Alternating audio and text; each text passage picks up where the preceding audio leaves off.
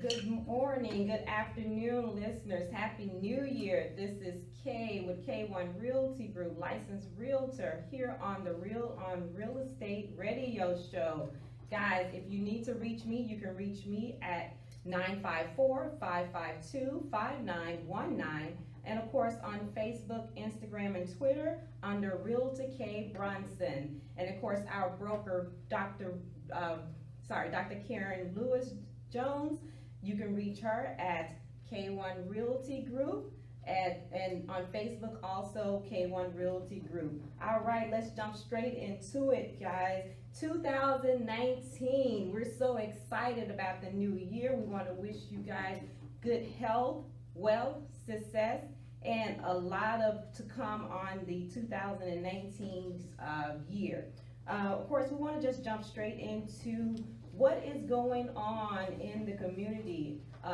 What's going on in the community? We actually have the Miami Wynwood area where they're actually putting a $8.5 million vacant warehouse. In the warehouse, they're going to actually have they're going to have hotels there. They are available for the actual callers. What in the hotel area available there, and where you can actually look into getting a hotel. Of course, in Miami, in the Palmetto Bay area, there is going to be with Florida FPL. They have a 71-acre Lancome area where they paid $33 million for it. It's at 6525 Southwest 150th Street near Biscayne. And of course, guys, I just want to say that I'm here and we have Samantha who just came in, so I just want to make sure that you know that Samantha is also here with us. Samantha, good afternoon, everyone. Thank you for having me this beautiful Saturday morning, or afternoon, actually. Samantha, give out your contact information. So my contact information is 305-783-1591, and that is my cell phone number. And on Instagram, you can find me at Samantha.K1 Realty Group. And I apologize, Samantha, I had to have my coffee this morning, so I skipped straight on into what's going on with the community, and just giving the callers some information in reference to what's going on in the community in the Wynwood area, and also in Palmetto Bay, where we were talking about Florida. We have a 75-acre property that was just sold. And of course, guys, with the Super Bowl that's coming up, in the Miami Hard Rock area, we want to make sure that we let our listeners know that who are homeowners and they're seeking to rent out their home or room in their home. If you need assistance, make sure you call us at information@K1 Realty Group. All right, and of course, we also want to make sure that we are taking time to spotlight a property. Today's property that we're spotlighting is the property that's in Sunrise, Florida. It's fully renovated. It's a 4-2 property. It has a spacious kitchen, a large living room, separate dining area, and of course it's a corner unit. So of course it has a huge backyard and plenty of parking, guys. So this is one that you definitely want to see. So if you're interested in this property, you can definitely contact me. My name, Realtor K Brunson, and contact information again is 954-552-5919. And of course, guys, also let me just give you the information for the radio station while we are on the air. If you have any questions or comments, you can reach out to us. The contact information is 305-953-9626. That's for Miami. For Broward is 954-525-1490. And of course, our toll-free number is 888-599-WMBM. All right, Samantha. So we're talking about listing properties and all those good stuff. Can you tell us a little bit about why it would be a good time for our sellers to actually list their property? So January is a good time to list your property, definitely, because there's less competition.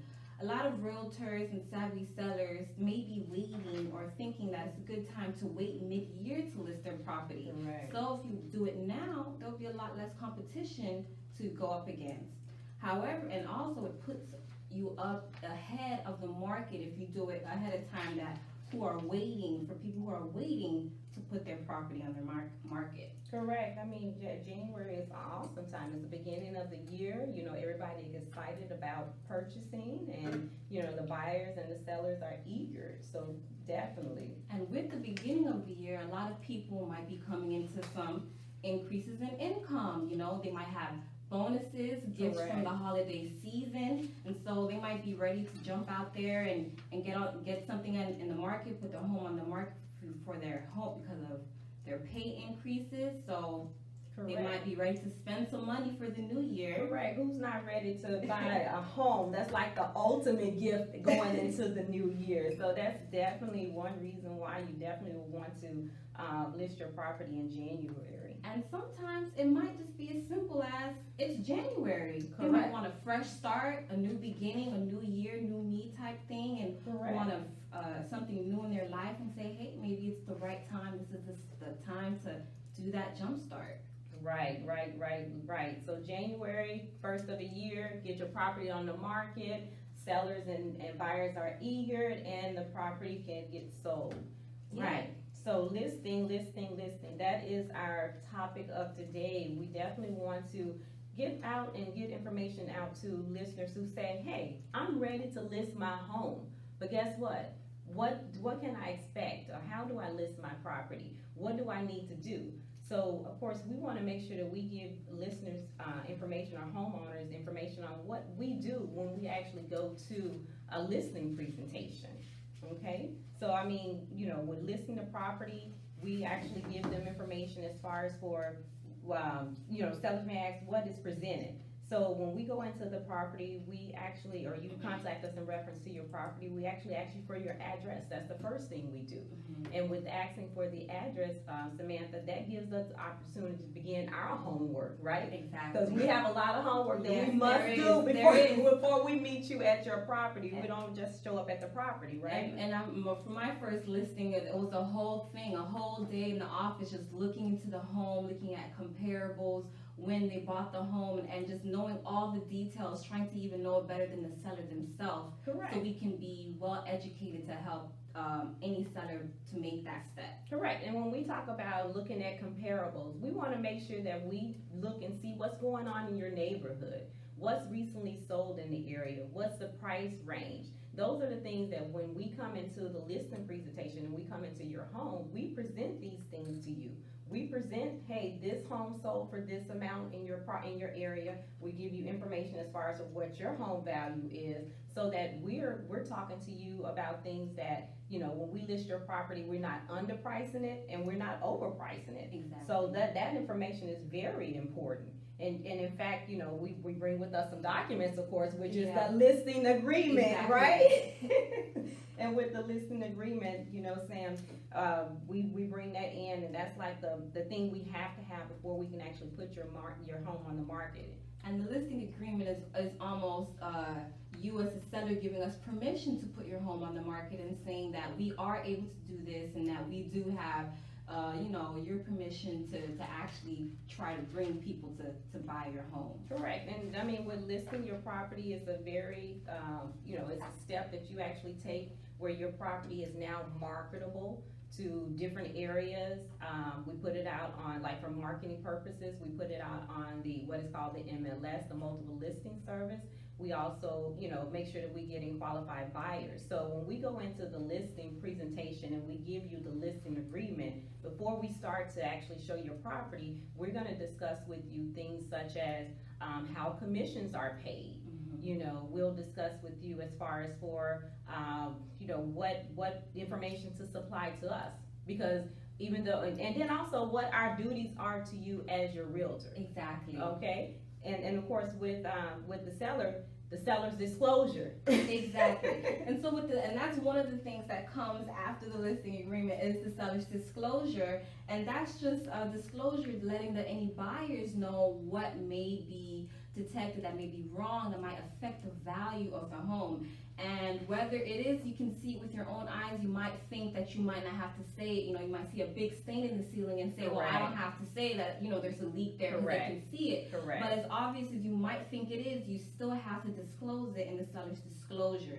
And so it's always important to let the buyer know exactly what they're getting into, because you don't want them to find out later and then back out of the deal and it's time wasted because they weren't aware of what they were getting into from the start. And that's a great point, because with the seller's disclosure, many times we think we're disclosing information that is undetectable. But of course, we also need to provide information that is detectable, because this is almost like your inspection before the inspection. You know, the buyer gets that information and now they can kind of see what the seller has, you know, told them that may be a concern with the property before they even have the inspection. Exactly. So we disclosing the information about the property, that's very important. Now, one other question that sellers may have is, you know, is it recommended, you know, that before we put the property on the market, is it something that we should get like a home inspection or an appraisal?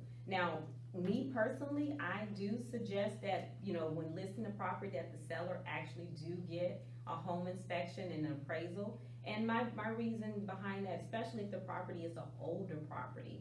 If it's an older property and it doesn't have many upgrades, then of course what happens is that with the home inspection, you're able to see what would come up in the report if you haven't had the home inspection, and you can go ahead and, you know, repair those items. And that's something that I have come into with one of my deals, is that there was an issue and they knew about it, and the seller had to deal with it after the inspection, although he knew that it was, you know, something that was there. So it was something that had to be dealt with afterwards, and it not that it necessarily slowed down the process, but it could have been done beforehand and it had nothing to worry about. The buyer didn't even have to know about it, you know, if you do it ahead of time. Correct. You've already taken care of the issue, and not only that, you mentioned although it didn't slow down your transaction at this time, it could have slowed down your closing time. Yes. And then of course, if it's something major, or sometimes it can be minor, but when when a buyer sees, a first-time home buyer gets an inspection report and they get this information on that report, then at that particular time they're like, okay, this is wrong, this is wrong. Now they're looking for either for it to be repaired or for a seller's concession to be given. Exactly. So if we're, you know, giving the seller disclosure, we're having a home warranty performed beforehand, then we're loaded. We know that our property, when we're putting it on the market, it stands, you know, the test of time. We won't have a lot of hiccups, and our closing won't be delayed.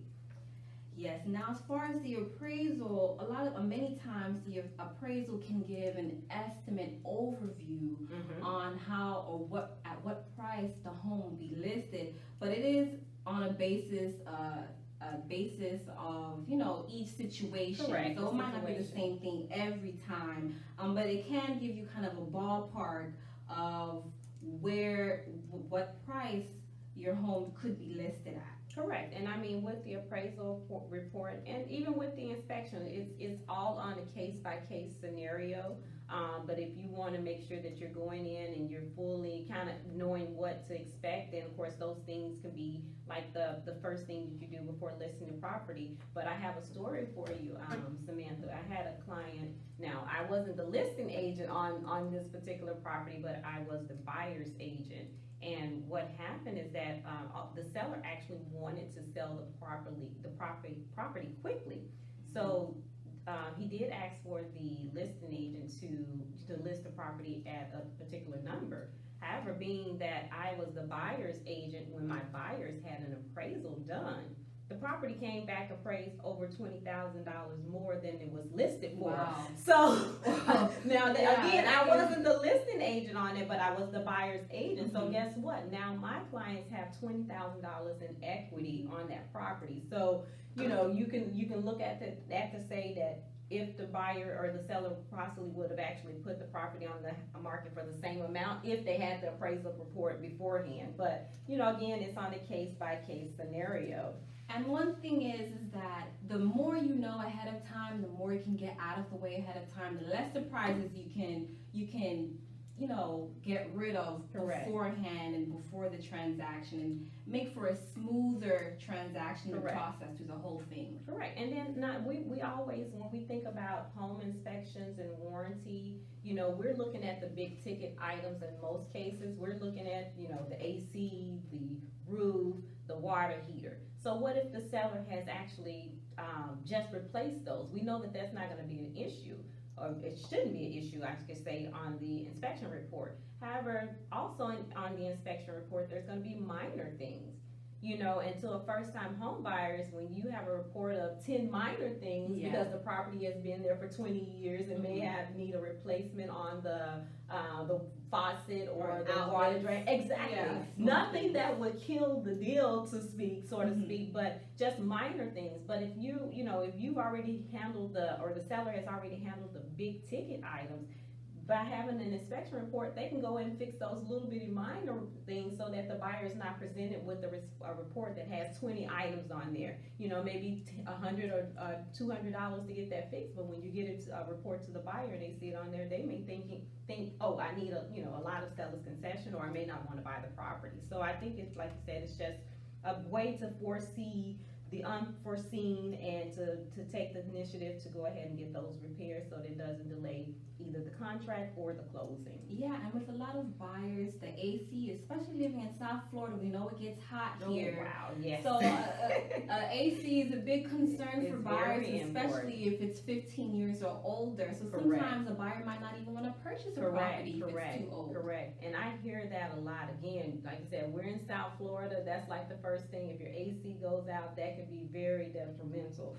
So I've actually had a situation where buyers are a little leery when you have an AC that is 15 years or older. In their mind, they're thinking it needs to be replaced. But we do know that, there are some ACs that's 15 years and older that have, sustained 20 years or 30 years. Yeah. But of course, going in as a new homeowner, you want to make sure that, you get your money's worth. Exactly. So some of the things that I may tell our seller that they can do to rectify that so that doesn't become an issue later is maybe a home warranty. Yeah. I mean, you have a home warranty plan that you can put on appliances, that you can put on the AC, and what that does is protects the AC and the appliances, so where if something was to go wrong with it, guess what?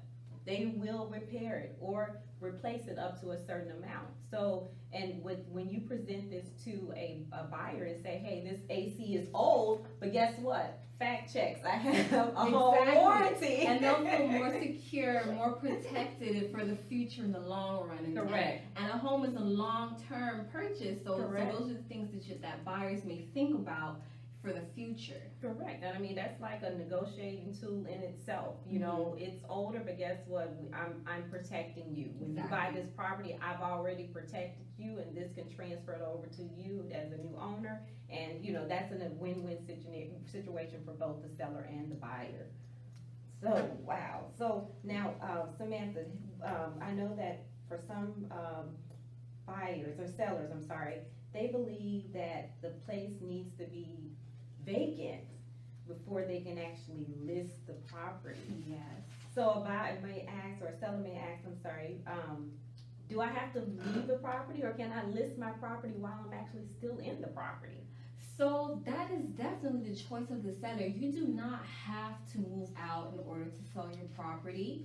You can still be living in your home while it's up for sale. And in one of my listings, the homeowner still lived in the home while it was up for sale, and it just changes how the logistics work. So of course, if you have an empty home, you won't really have to notify the seller to say, hey, we have people coming over. But if there is someone there, it's only a matter of just coordinating with them and making sure that they're okay and they're good with the time, and to let people to come see the home. Correct. I mean, it's the same paperwork. When we come in and you're living in the home, it's the same paperwork that you're filling out, the listing agreements, you're giving the seller's disclosures. We talk about home inspections and all those things, but you're occupying the property. Exactly. So that's okay. And like Samantha was saying, the only thing that happens differently is that we just have to coordinate the time.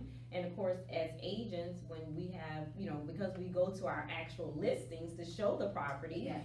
we're there, so, and a lot of times when the seller lives in the property or they have a tenant in the property, if you set the appointment with the seller, then they normally will either, maybe run to the store during that time, take a walk through the neighborhood. Yeah. And that's also a good thing. And the way that, a lot of sellers might be leery, not wanting people trampling through their home. So personally, what I do is, if I have an appointment for one day, I'll try to kind of line them up so we can have as many appointments in one day, so that there's not people coming in and out every single day. Some people mind, some people don't. It's just a matter of making sure that the seller is comfortable with what's going on and making sure that you can work with them. Correct. And I mean, for the most part, the goal is to have as many people view the property, and qualified buyers, should I say, that view the property in order to be able to get your property sold. But overall, we're working with you and for you.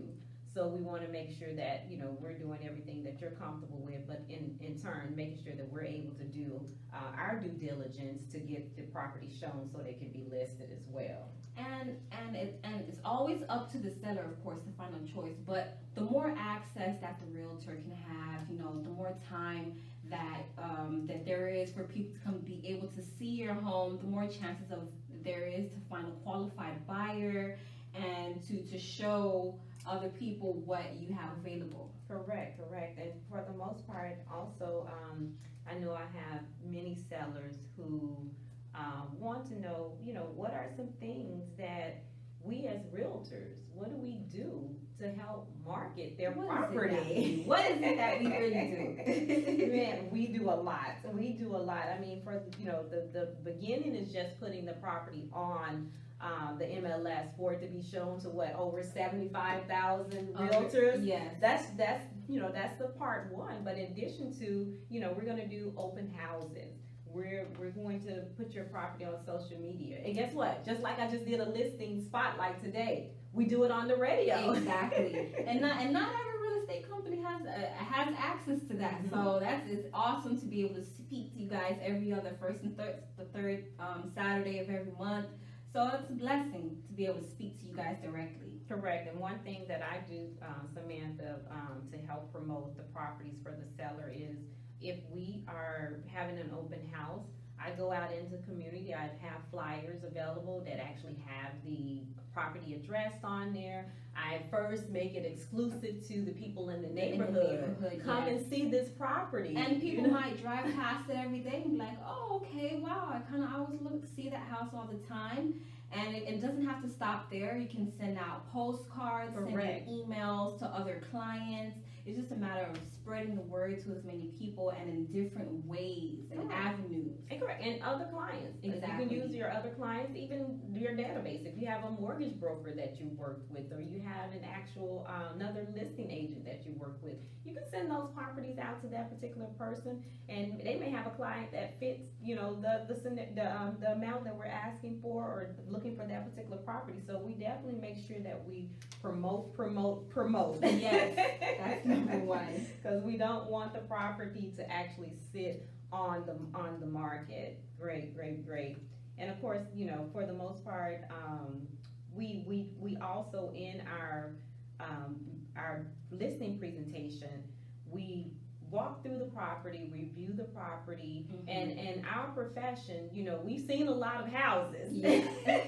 So, and then of course we keep up with market trends and what's going on and things of that nature. So when we actually come into the house, we're able to actually, give you some things that will make your property more marketable.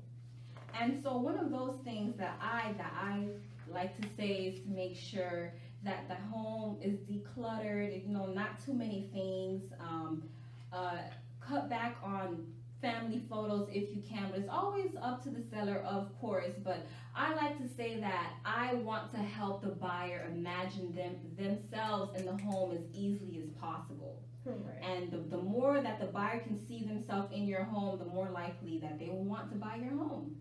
Right. So sellers, we just want to, make sure that you know that even if you live in the property is able to be listed. we're gonna do all of our due diligence and our professional knowledge to make sure that the property is not overpriced. You know, it has curb appeal, and give you some updates as far as for things that we can do and you can do as a seller to make it more profitable. And of course, guys, you know, again, Samantha, wow, this went fast, so. Yeah, it always does. It does. 2019. So we're just gonna go ahead and thank you guys for listening. Samantha, give out your contact information. So again, my name is Samantha Joseph with K1 Realty Group, and my cell phone number is 305-783-1591. And you can also find me on Instagram at samantha.k1realtygroup. Hi, and this is Kay, Realtor Kay Brunson, K1 Realty Group. Contact 954-552-5919. And of course, our broker is Dr. Karen Jones-Lewis, licensed broker with K1 Realty Group. Again, guys, thank you for tuning in. We will see you the third Saturday of the month. See you next Saturday, or the following Saturday.